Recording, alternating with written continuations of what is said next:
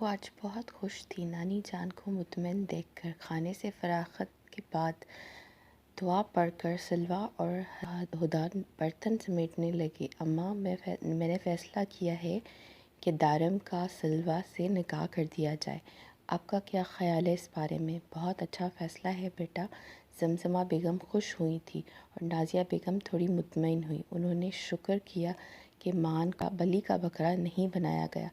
ماں ان کی فرمانبردار اولاد اور کماؤ پوت ہونے کے ناطے انہیں بہت عزیز تھا۔ دارم کے ساتھ ہاتھ میں پانی کا گلاس منہ تک جانے کے بجائے واپس دسترخوان پہ آ گیا۔ وہ کمرے کے دروازے کے پاس ہی تھی کہ تمام الفاظ اس کی سماعتوں کی چٹان سے ٹکرا کر بکھرنے لگے۔ دل میں شور سا برپا ہو گیا، ڈھیروں آنسو آنکھوں میں امڑ آئے۔ وہ وہیں سے بوجھل قدموں سے پلٹتی ہوئی اپنے کمرے میں آ گئی۔ دل کی پہاڑوں پر جمی برف اب پگھلنے لگی تھی۔ خانہ دل بے حشر برپا ہونے لگا تھا۔ محبتوں کے یہ پہلو بھی کس قدر تکلیف دہ ہوتے ہیں۔ لرزتے ہاتھوں سے تکیہ اٹھایا گیا اور اپنا منہ اس میں دبا کر اپنے اندر کے شور باہر نکالنے لگی۔ اللہ جی، آپ تو جانتے تھے نا حال دل۔ اللہ جی، اس دنیا میں محبتوں کو ہی کیوں روندا جاتا ہے؟ کبھی بن کہے کیوں نہیں مل جاتی؟ یک طرفہ اور لا حاصل محبتیں ایسی ہی حزن و ملال چھوڑ جاتی ہیں، آخر کیوں؟ اس نے اپنے چلانے کو تکیے میں دبایا تھا۔ اپنے والدین کی کمی بھی شدت سے محسوس ہونے لگی تھی۔ یوں لگا جیسے زندگی تنگ ہو گئی ہے اور عمر قید کی سزا سنا دی گئی ہو۔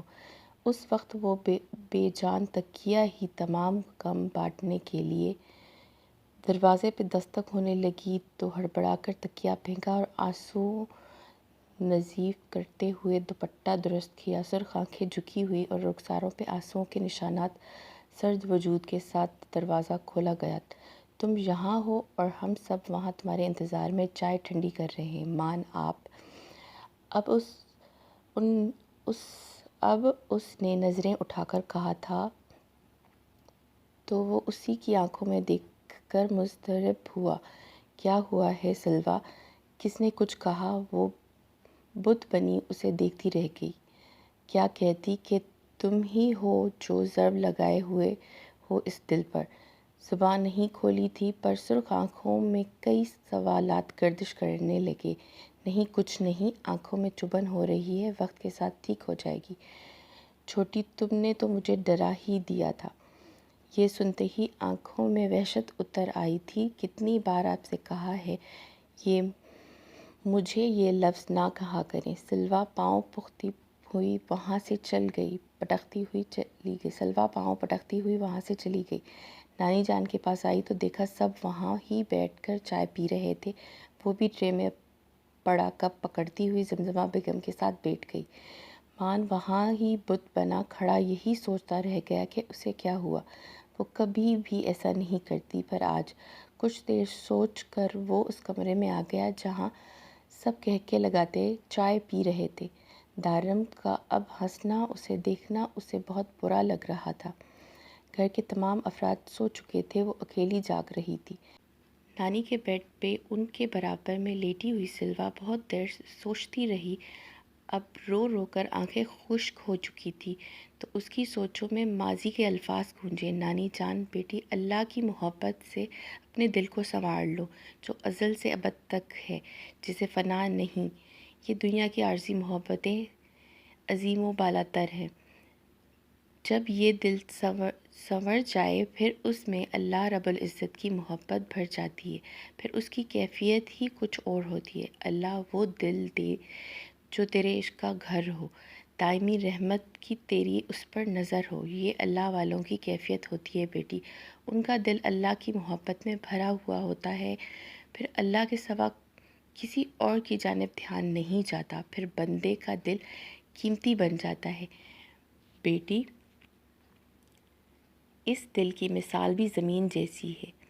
زمین کو چھوڑ دیا جائے، کاشت نہ کی جائے تو پھر یہ سخت ہو کر ناقابل کاشت بن جاتی ہے۔ اسی طرح اگر دل پر محنت نہ کی جائے تو کچھ عرصہ بعد دل کی زمین بھی سخت ہو جاتی ہے اس وقت یہ تمام باتیں سر پہ سے گزر گئی، پر آج وہ موازنہ اور محاسبہ کرنے لگی۔ سلویہ بیٹی جاگ رہی ہو؟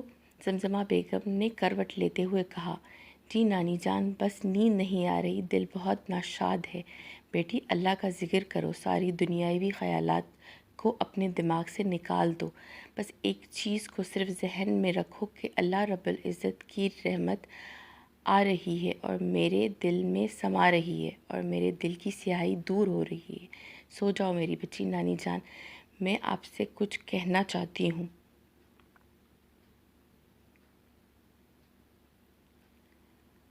میں ماموں کے گھر نہیں جانا چاہتی، اور دوسری بات، میں دارم سے نکاح نہیں کروں گی۔ اس کی آنکھوں سے آنسو کی لڑی بہنے لگی۔ درد اس قدر تھا کہ آنکھیں پیچ گئی۔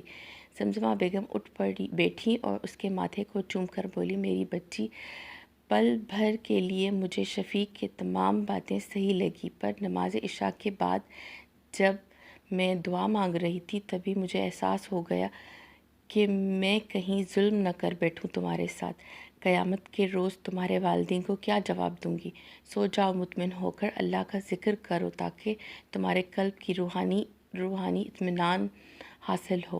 سلویہ کالج کے لیے تیار ہونے لگی۔ نانی جان بانو کے ساتھ کچن میں مصروف تھی۔